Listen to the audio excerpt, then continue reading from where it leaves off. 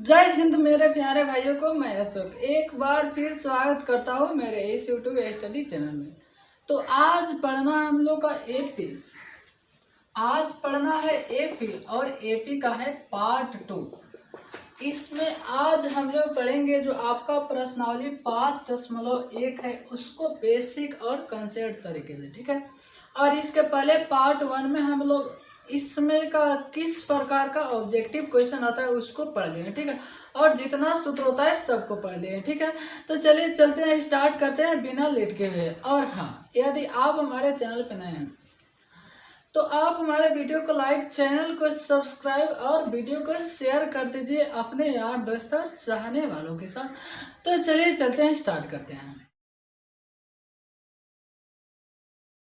तो स्टार्ट करने से पहले आज भी कुछ अलग से चीजें सीख लेते हैं, उसके बाद में क्वेश्चन स्टार्ट करेंगे। देखिए, इसमें अब हम लोग पढ़े पार्ट 1 में कि कोई जो श्रृंखला है एपी में कैसे होगा। तो जब वह समान अंतर के साथ जैसे 10 और 20 के बीच में अंतर कितना का है 10, फिर 20 और 30 के बीच में अंतर कितना का 10, फिर 30 और 40 के बीच में अंतर कितना का 10 का। तो जब समान अंतर के साथ या तो आगे बढ़े या फिर पीछे आए। सब पीछे कैसे, जैसे हो गया 40 हो गया 30 हो गया 20, ऐसे करके जाए तो उसको हम लोग कहते हैं एपी यानी समानांतर श्रेणी। बस यही कॉन्सेप्ट है, इसको आप सीख गए तो समझिए कि आप किसी प्रकार की एपी को क्वेश्चन कर सकते हैं। और यदि आपने अभी तक पार्ट 1 को नहीं देखा है तो पहले पार्ट 1 को देख लीजिए, आपको बेसिक समझ में आएगा, ठीक है। तो चलिए अब क्वेश्चन स्टार्ट करते हैं। और हाँ, क्वेश्चन को थोड़ा एक बार ढंग से पढ़ लो, ठीक है। क्वेश्चन कह रहा है निम्नलिखित स्थितियों में से किन स्थितियों में संबंध संख्याओं की सूची एपी में है और क्यों। यानी क्वेश्चन कह रहा है जो नीचे क्वेश्चन दिया है वो बताइए एपी में है या एपी में नहीं है। तो क्वेश्चन 1 नंबर कह रहा है, ठीक है। अच्छा, ये आपका है प्रश्नावली 5.1 क्लास 10th NCERT बुक। तो क्वेश्चन कर रहा है प्रत्येक किलोमीटर के बाद का टैक्सी का किराया जबकि प्रथम किलोमीटर का किराया 15 रुपया है। इसका अर्थ हुआ प्रथम किलोमीटर की किराया का अर्थ हुआ, चलो आपका है 1 का ए नंबर, यानी प्रथम किलोमीटर का किराया है 15 रुपया, यानी A1 का मान हो गया 15 रुपया। और फिर कर रहे 15 रुपया और प्रत्येक अतिरिक्त किलोमीटर के लिए 8 रुपया का किराया है, यानी प्रथम किलोमीटर का किराया 15 रुपया। और जैसे आगे बढ़ेंगे A2, ठीक है, तो A2 पे आएंगे तो 8 रुपया अधिक देना पड़ रहा है, यानी 15 8 23, फिर 23 और 8 31, A3 हो गया, ठीक है। यानी प्रत्येक बार 8 रुपया की किराया बढ़ रहा है। और यहाँ पर भी आपका हो जाएगा 8।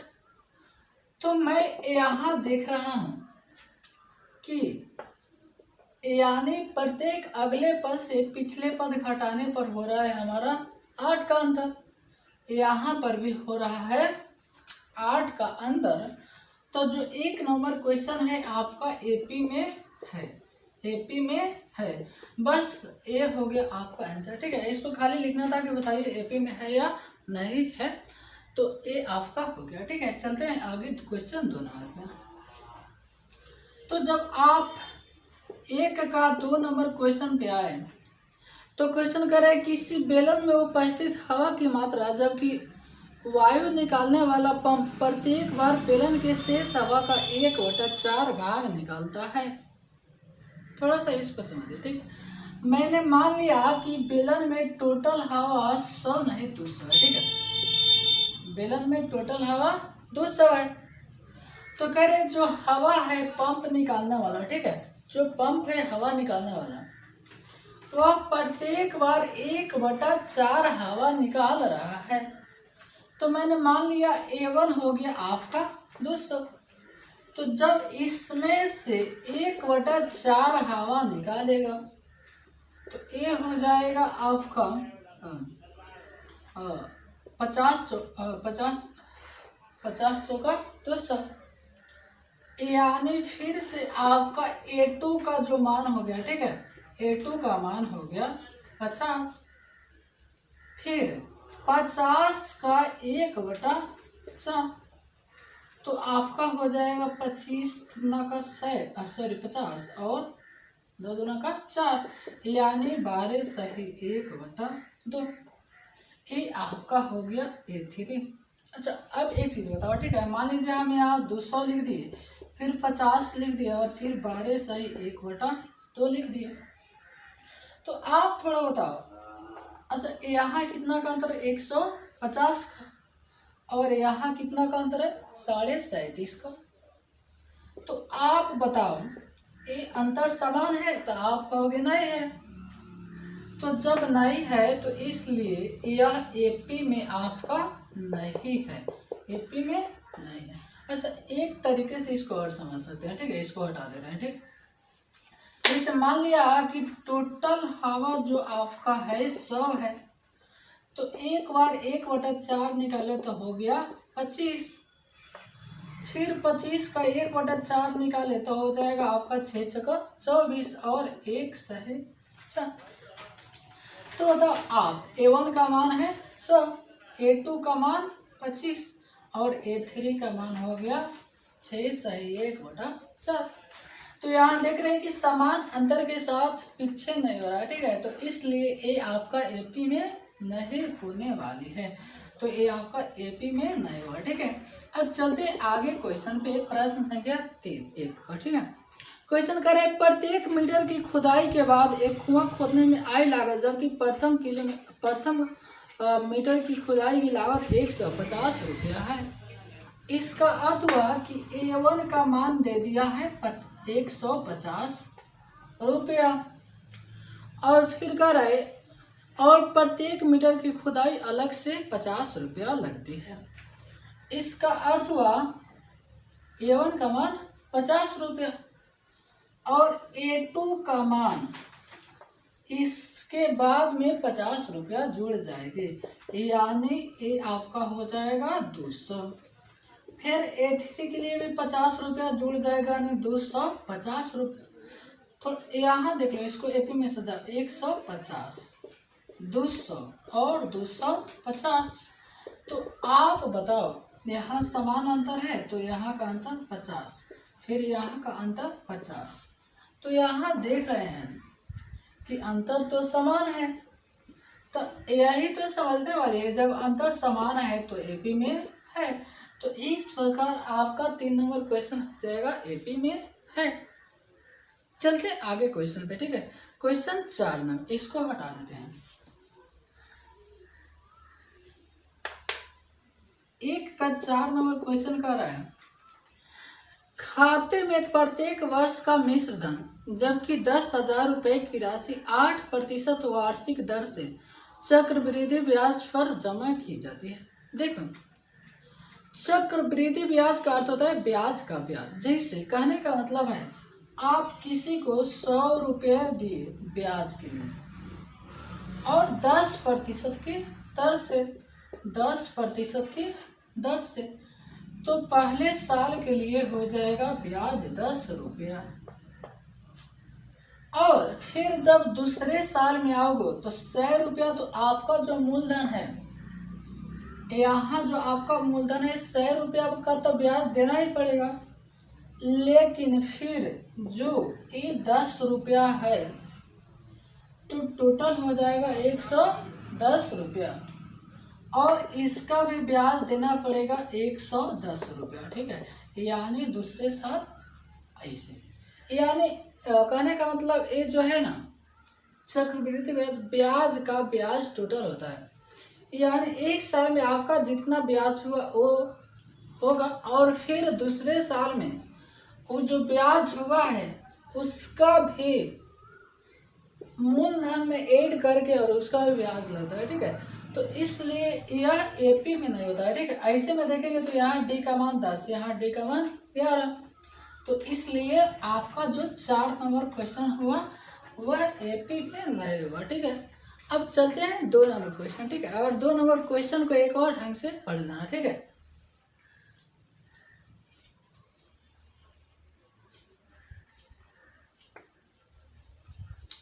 तो जब आप 2 नंबर क्वेश्चन पे आओगे तो क्वेश्चन कह रहे हैं दी हुई एपी में प्रथम 4 पद ज्ञात कीजिए, जबकि प्रथम पद ए और सार्वअंतर डी निम्नलिखित है।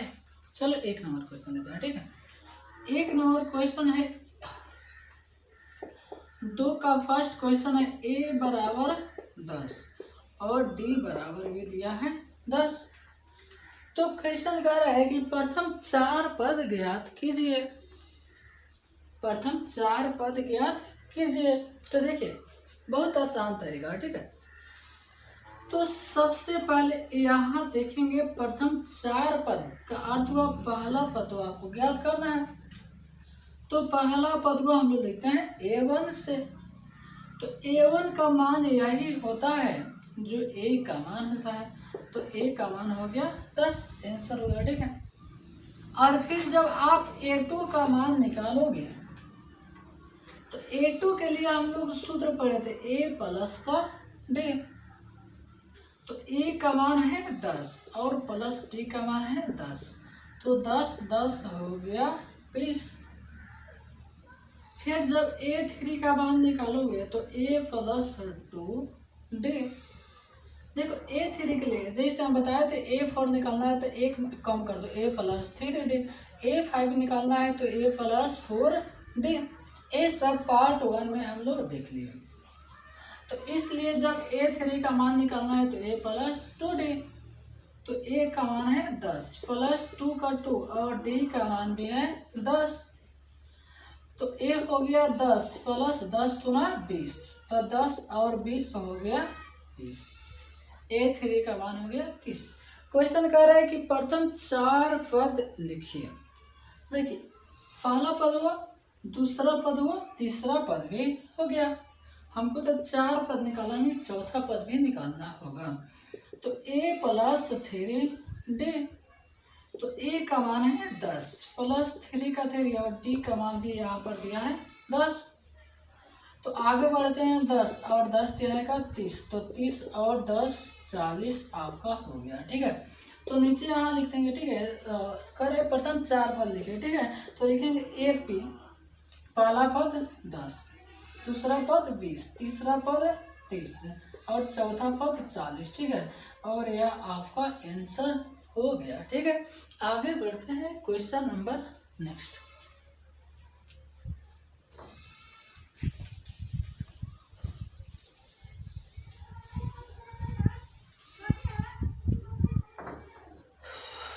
तो जब नेक्स्ट क्वेश्चन पे आओगे 2 का 2 नंबर, ठीक है।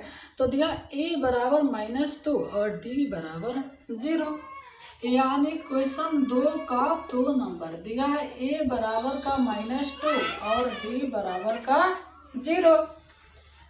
अब इसमें भी कह रहा है प्रथम 4 पद लिखिए, बस कुछ नहीं करेंगे, ठीक है। A1 का मान -2 जो दिया है, A2 के लिए A प्लस का D, तो A का मान -2 और प्लस D का मान 0। हमें जानते हैं 0 जोड़ने पर ना कोई घटेगा और ना कोई बढ़ेगा, तो आपका A2 का भी मान आ गया -2। जब A3 का मान निकालेंगे तो A प्लस का 2D और A का मान है -2 प्लस 2 और गुना D का मान 0। हम लोग जानते हैं कुछ में जब 0 से गुना करते हैं तो 0 हो जाता है और -2, यानी A भी हो गया आपका -2। अच्छा कैसे 2 में 0 से गुना किया 0 और -2 में 0 जोड़ने पर भी कोई फर्क पड़ने वाला नहीं है। और A4 का मान निकालेंगे तो A प्लस 3D एक माइनस करके, तो A का मान हो जाएगा -2 प्लस 3 और D का मान 0। यहाँ भी हो जाएगा गुना करने पर 0 और -2 का -2, ठीक है। तो लिख देंगे फिर AP A1 का मान -2, A2 का मान -2, A3 का मान -2, A4 का मान -2, ठीक है। और इस प्रकार आपका आंसर हो गया, ठीक है। अब चलते हैं आगे क्वेश्चन पे।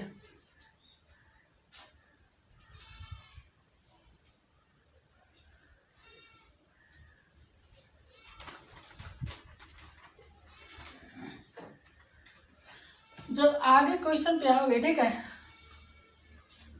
जब आगे क्वेश्चन पे आओगे तो क्वेश्चन दिया है A का मान 4 और D का मान -3, यानी 2 का 3 नंबर क्वेश्चन। A का मान दिया है 4 और D का मान दिया है -3, ठीक है। एक बार क्वेश्चन देखो, A का मान 4 और D का मान -3।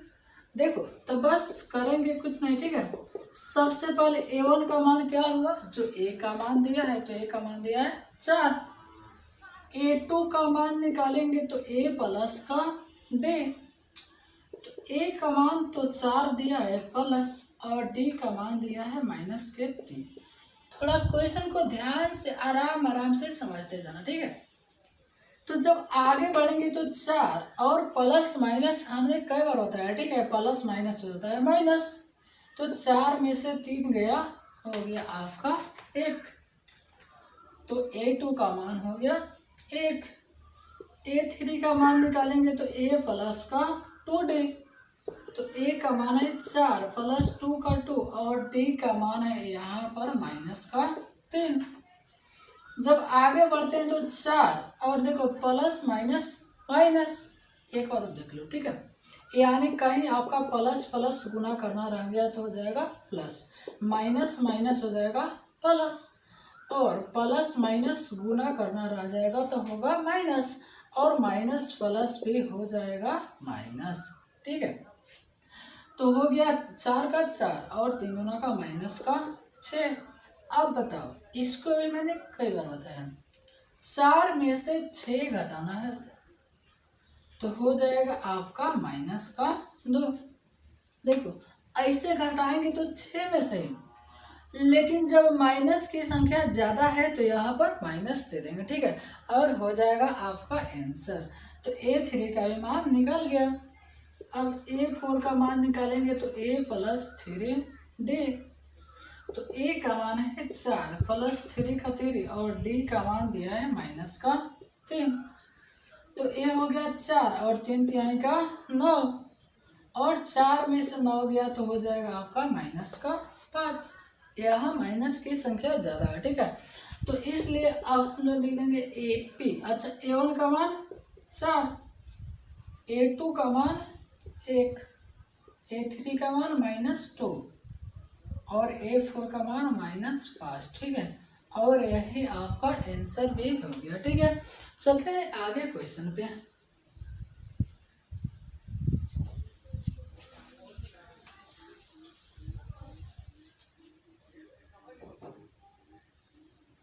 तो जब आगे क्वेश्चन पे आओ कि 4 नंबर 2 का 4, ठीक है, तो दिया है D का मान A का मान -1, ठीक है, 2 का 4 नंबर, A का मान -1, और D का मान दिया है 1/2, D का मान दिया है 1/2, ठीक है। और इसका भी कह रहा है प्रथम 4 पद लिखो, तो बस करेंगे वही। अच्छा, A1 का मान, जो A का मान है, तो A का मान है -1। जब A2 का मान निकालोगे तो A प्लस का D, तो A का मान -1 प्लस D का मान 1/2। तो ऐसे चीजें हम लोग सीखे हैं, ठीक है। जब इसमें बटा है और इसमें बटा नहीं है तो उसको हम लोग कर देंगे बिना बटा वाला से गुना, तो हो जाएगा -2, यानी 2 का -2 और +1 और बटा का 2। जब -2 और +1 हो जाएगा -1/2, यानी माइनस की संख्या ज्यादा है, प्लस कितना ज्यादा है, 1 ज्यादा है, तो इसलिए 1/2, और माइनस ज्यादा है तो माइनस, ठीक है। और जब A3 का मान निकालेंगे तो A प्लस का 2D, तो A का मान देख रहे हैं -1 +2 का 2 और डी का मान दिया है 1/2। यहाँ 2 से 2 कट गया, इसका अर्थ हुआ -1 + 1 यानी हो गया आपका 0। ठीक है, तो A3 का मान हो गया 0। ऐसा ही A4 का मान निकालेंगे तो A + 3D। तो A का मान दिया है तो -1 + 3 और D का मान 1/2। देखिए इसका अर्थ हुआ 2 और D में गुना है। ठीक है, तो इसलिए गुना लिख दिया। तो -1 + 3 एकम का 3 और बटा का 2। फिर यहाँ चलिए ऐसे चीज है। ठीक है, तो 2 एकम का -2 और +3 और बटा का 2। तो अब आप बताओ -2 और +3 1/2। तो इसलिए लिखेंगे AP और AP का मान हो जाएगा। ठीक है, पहला पद -1, दूसरा पद -1/2, तीसरा पद 0 और चौथा पद 1/2। ठीक है, और यही आपका आंसर भी हो गया। ठीक है, चलते आगे क्वेश्चन पे। जब आगे क्वेश्चन पे आओगे तो क्वेश्चन 5 दिया है A बराबर -1.25 और D का मान दिया है -0.25। D का मान हो गया -0.25। ठीक है, और इसका भी कह रहा है प्रथम 4 पद लिखो। ठीक है, चलो तो आपका जो पहला पद होता है वो A हो जाता है, तो A का मान -1.25। और जब A2 का मान निकालेंगे, A2 यानी दूसरा पद, तो A + का D, तो A का मान -1.25 और D का मान दिया है -0.25। आगे बढ़ेंगे -1.25 और देखो प्लस माइनस का माइनस यानी -0.25। जब आगे बढ़ेंगे तो 1.25 और फिर 0.25 यानी दोनों माइनस है, तो 25 और 25 मिलकर 50 यानी -1.50। ये आपका A2 का मान हो गया। ठीक है, आगे बढ़ते हैं। जब A3 का मान निकालते हैं तो A + का 2D और A का मान दिया है -1.25 + 2 और गुने D का मान दिया है 0 का। ठीक है, 0.25। तो ये हो गया -1.25 और प्लस माइनस यानी प्लस है माइनस है, तो माइनस और 25 दूना का 50 यानी 0.50। तो 25 और 50 75 यानी -1.75। ठीक है, इस प्रकार आपका A3 का भी हो गया। और A4 खुद निकाल लेना। ठीक है, और उसका A4 का आंसर कमेंट बॉक्स में लिख देना, कमेंट बॉक्स खुला है। ठीक है, तो अब आगे बढ़ते हैं 3 नंबर क्वेश्चन पे। इसको हटा देते हैं।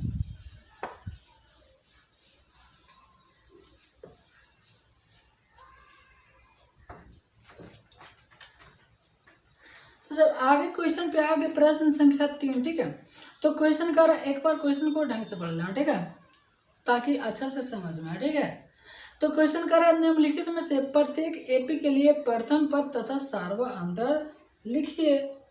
और क्वेश्चन 1 नंबर ले रहा हूँ। ठीक है, 3 का फर्स्ट नंबर क्वेश्चन। तो क्वेश्चन दिया है 3,1 3,1 फिर दिया है -1 फिर -3। ठीक है, और क्वेश्चन कर रहा है बताओ इसमें प्रथम पद क्या है और सार्वअंतर क्या है। तो बस करेंगे तो वही चीज। अच्छा, मैंने पूछा प्रथम पद किसको कहते हैं, तो आप कहोगे जो पहला वाला होता है उसको प्रथम पद कहते हैं।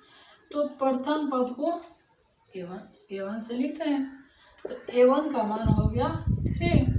और फिर करें इसमें सार्वअंतर भी बताओ, यानी सार्वअंतर को D से।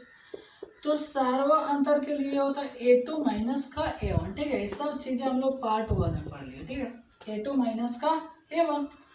A2 का मान देखो A1 हुआ A2 हुआ, A3 हुआ और A4 हुआ। तो A2 का मान 1 माइनस A1 का मान 3, तो 1 में से 3 घटाएंगे -2, ठीक है। और यही हमारा आंसर भी हो गया, ठीक है। अब चलते हैं आगे क्वेश्चन पे।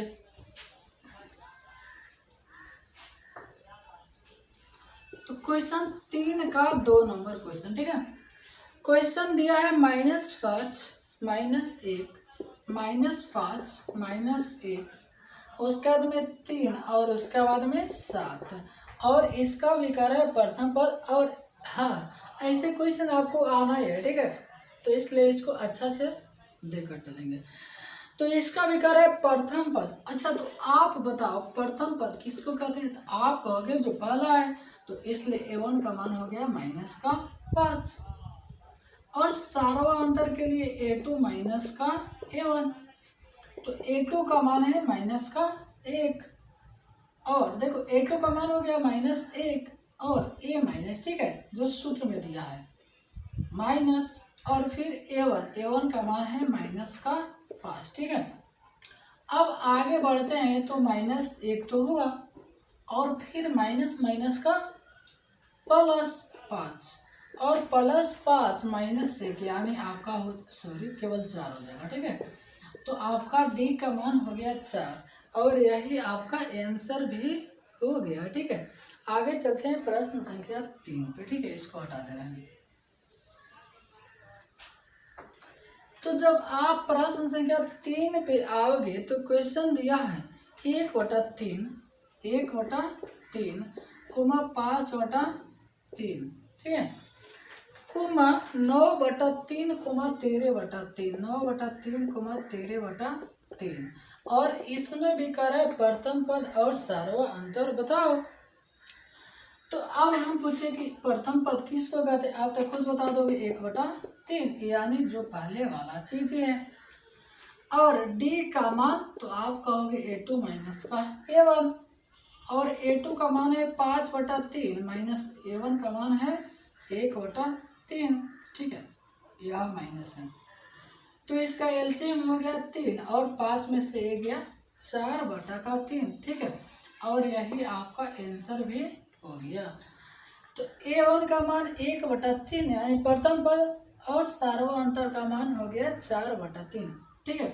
और यदि आप यहाँ चाहें तो प्रथम पद भी लिख सकते हैं, प्रथम पद हिंदी में A1, और इसको आप लिख सकते हैं सार्वा अंतर, ठीक है।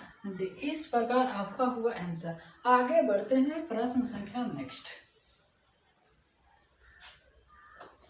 तो जब आप प्रश्न संख्या 4 पे आओगे, तो क्वेश्चन दिया 0.6 कोमा 1.7 कोमा 2.8 कोमा 3.9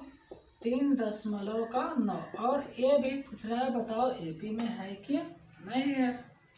सॉरी, इसका प्रथम पद और सार्वा अंतर, ठीक है। तो इसलिए हम लोग लिखेंगे प्रथम पद।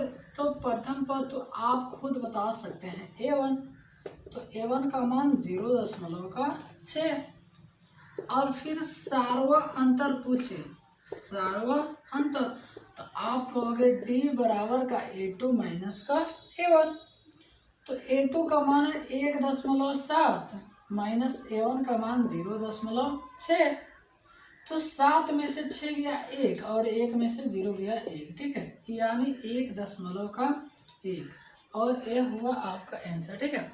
इस प्रकार आपका 3 नंबर क्वेश्चन समाप्त हुआ। अब आगे बढ़ते हैं, ठीक है, प्रश्न संख्या 7 पे।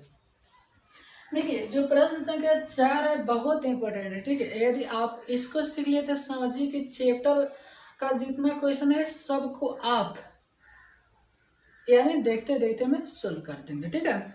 तो देखो 4 नंबर क्वेश्चन का निम्नलिखित में कौन एपी में है।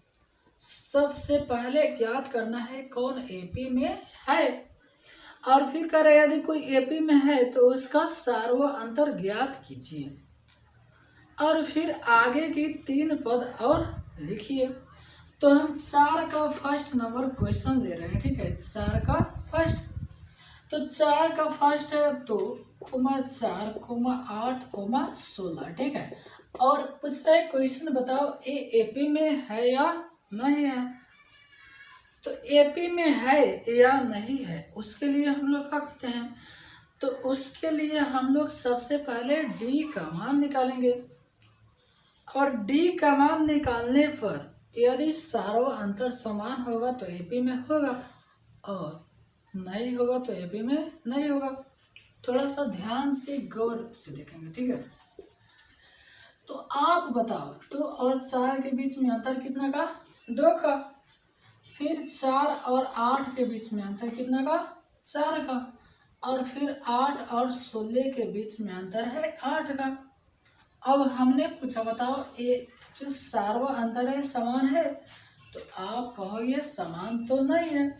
तो समान नहीं है तो बस समान नहीं है तो एपी में नहीं है। अब तो ये हुआ देख कर अब बता दिए कि एपी में है कि नहीं है। उसको अब लिख कर कैसे बनाएंगे, ठीक है। तो सबसे पहले अच्छा A1 का मान 2, A2 का मान 4 और A3 का मान हो गया 8। बस इतना है तक लिखना, ठीक है। और A4 तो आपका 16 हो ही जाएगा, ठीक है। तो सबसे पहले D का सूत्र लगाएंगे A2 माइनस का A1। तो A2 का मान है 4, A2 का मान 4 माइनस A1 का मान 2। तो जब 4 में से 2 घटाए हो गया 2। और फिर हम लोग D का सूत्र लगाएंगे A3 माइनस A2। तो A3 का मान है 8 माइनस A2 का मान 4, और 8 में से 4 माइनस किए हो गया 4, ठीक है। तो नीचे लिखेंगे यहाँ सार्वा अंतर समान नहीं है, समान नहीं है। तो अब आप बताओ जब सार्वा अंतर समान नहीं है इसलिए लिखेंगे यह एपी में नहीं है। और इस प्रकार आपका हो गया आंसर, ठीक है। इसको बेसिक इसमें जितना क्वेश्चन है, ठीक है, आप क्वेश्चन देख रहे हैं, क्वेश्चन लगभग क्या है 13-14 को, ठीक है, 15-16 को 14 क्वेश्चन, ठीक है। तो इसको 14, ठीक है, 13, 14, 15, 16, ठीक है, लगभग 15 क्वेश्चन है, ठीक है। तो इसको हम लोग बहुत आसान और बहुत बेसिक तरीके से पढ़ेंगे नेक्स्ट पार्ट में। तो आज के लिए हम लोग रहने देते हैं इतना, ठीक है। और नेक्स्ट पार्ट जितना जल्दी हो सकता है उतना जल्दी आपके सामने उपस्थित लेकर आऊँगा। तो बस आज के लिए हम लोग रहने देते हैं इतना है। तो जाते जाते एक बार वीडियो को लाइक और चैनल को सब्सक्राइब, ठीक है। और चैनल को सब्सक्राइब करने के बाद बगल की बेल आइकन को दबा दें, जिससे हमारा वीडियो का नोटिफिकेशन आपको मिलता रहेगा, कब वीडियो आ रही है और कब वीडियो अपलोड हो रही है, ठीक है। तो बस आज के लिए हम लोग रहने देते हैं इतना ही, और फिर मिलते हैं अगले वीडियो में आपके साथ।